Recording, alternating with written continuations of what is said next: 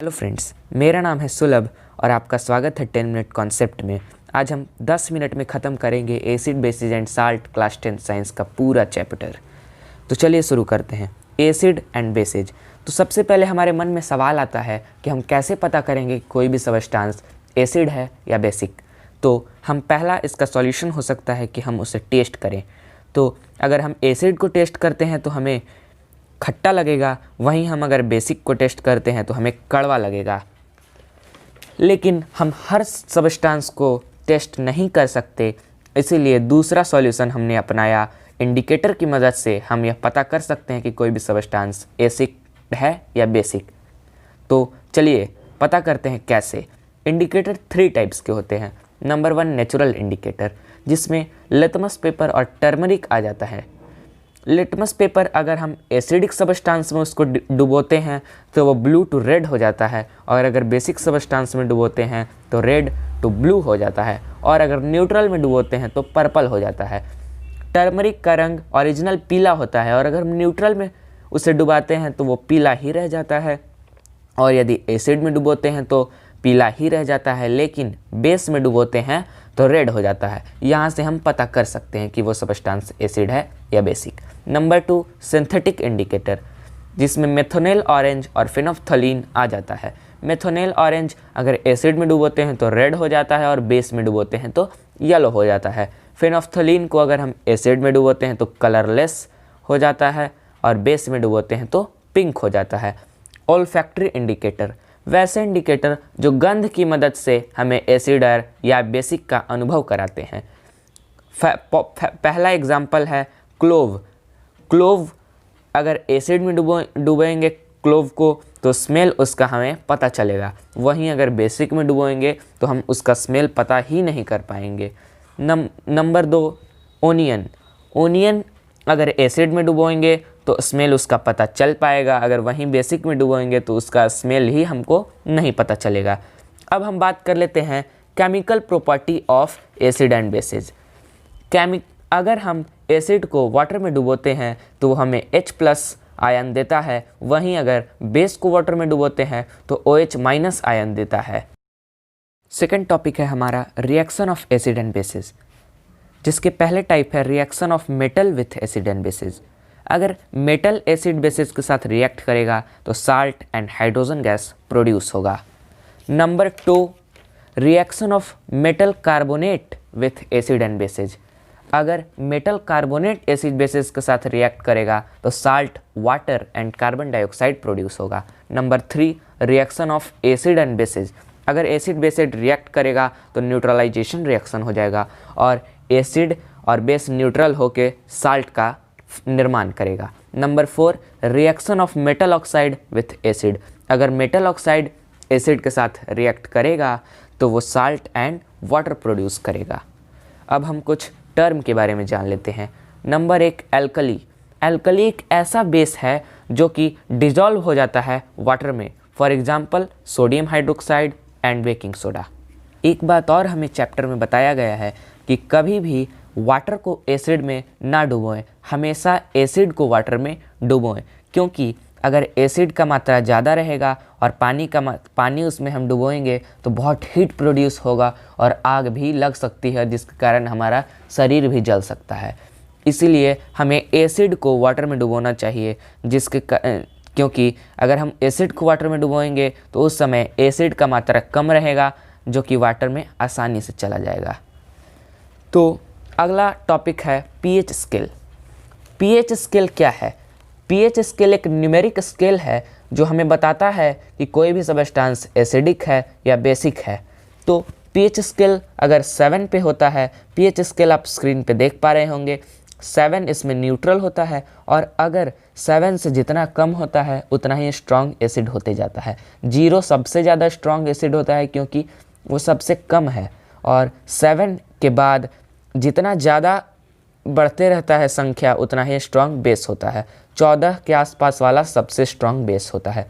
7 को एक तरह से आप एक मार्क मान सकते हैं जो कि न्यूट्रल होता है। तो चलिए importance of pH in everyday life. PH का एवरीडे लाइफ में इम्पॉर्टेंस हम पता कर लेते हैं। तो number 1 existence of living being,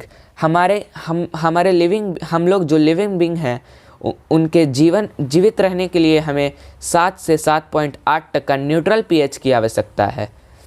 number 2, digestion of food के डाइजेशन में भी पीएच का बहुत बड़ा रोल है। अगर पीएच 1 से 3 के बीच में रहता है तभी एक पेप्सिन एंजाइम हमारे शरीर में क्रिएट होता है, जिसके कारण प्रोटीन को पचाने में मदद करता है। पीएच टूथ डिके को भी चेंज कर सकता है।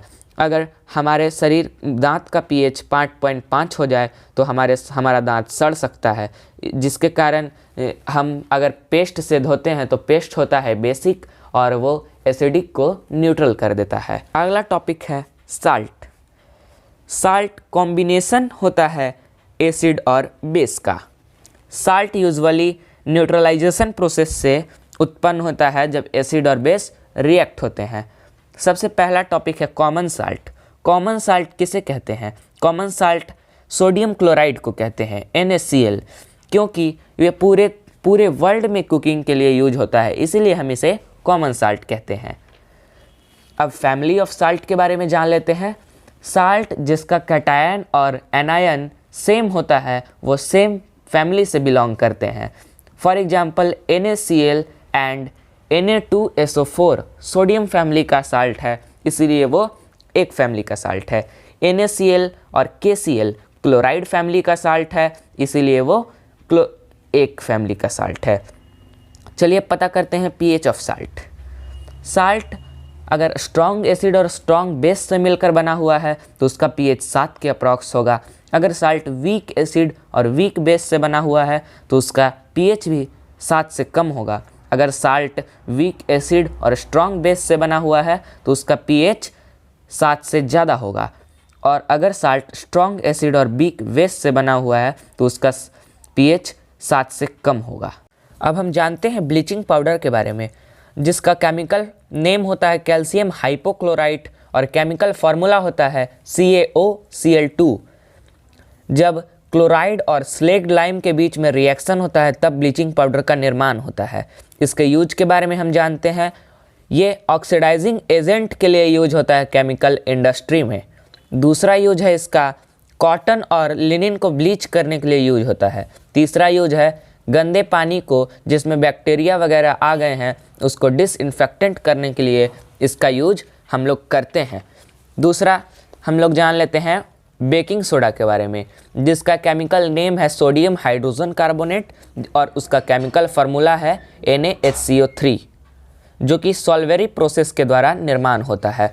इसके यूज के बारे में जानते हैं, ये एंटा एसिड के लिए यूज होता है। एंटा एसिड उसे कहते हैं जब हमारे शरीर में एसिड बढ़ जाता है, जैसे मधुमक्खी काट लेता है तो हम उस पर एंटा एसिड का इस्तेमाल करते हैं। दूसरा यूज फायर एक्सटिंग्विशर के लिए यूज होता है, आग बुझाने के लिए यूज होता है। अब हम जानते हैं वॉशिंग सोडा के बारे में।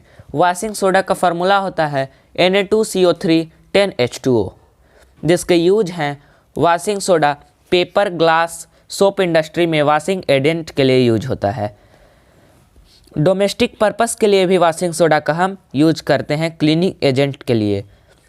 Washing soda permanent hardness of water के लिए भी वॉशिंग सोडा का यूज करते हैं। अब नेक्स्ट टॉपिक और लास्ट टॉपिक इस चैप्टर का है प्लास्टर ऑफ पेरिस, जो कि फॉर्मेड होता है अगर हम जिप्सिम एक पत्थर है जिसको हम अगर 100 डिग्री सेल्सियस पे अगर उसको हीट करते हैं तो प्लास्टर ऑफ पेरिस का निर्माण होता है। अब प्लास्टर ऑफ पेरिस के यूज के बारे में जान लेते हैं।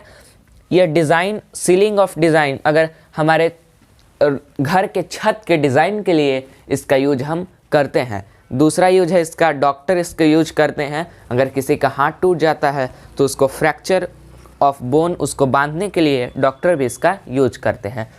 तो दोस्तों एसिड और बेसिस का यह चैप्टर 10 मिनट के अंदर हम लोगों ने ख़त्म कर दिया।